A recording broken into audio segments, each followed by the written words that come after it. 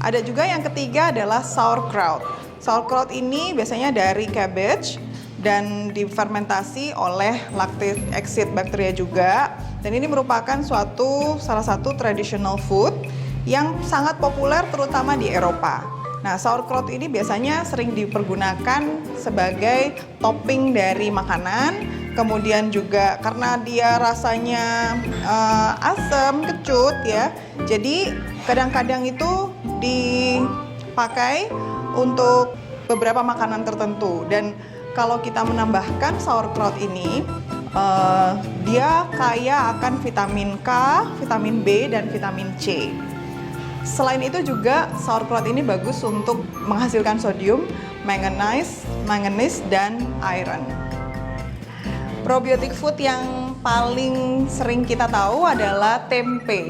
Nah, tempe ini hasil fermentasi dari kacang kedelai, dan tempe ini biasanya di Indonesia secara tradisional dikembangkan untuk sebagai makanan utama yang tinggi kadar proteinnya.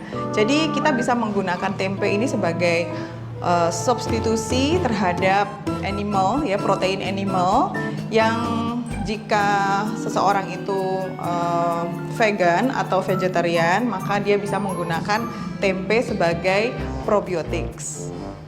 Di Korea biasanya kita kenal dengan nama kimchi.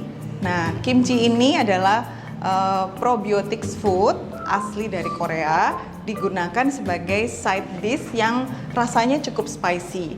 Dan asal dari kimchi ini itu dari hasil fermentasi dari sayuran yang namanya cabbage atau di Indonesia disebut kubis.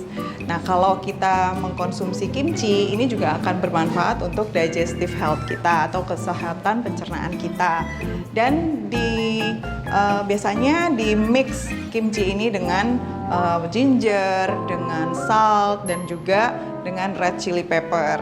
Nah, supaya rasanya itu lebih kecut dan agak pedas. Probiotic food berikutnya yaitu miso. Jadi kita tahu itu adalah hasil fermentasi dari kacang kedelai dan juga di mix dengan salt dan juga suatu bahan makanan yang disebut dengan koji. Nah, itu di Jepang biasanya mereka mencampurnya juga dengan beberapa bahan, yaitu dengan bahan ginger, terus kemudian bisa dengan barley, lalu juga bisa dengan rice dan rye.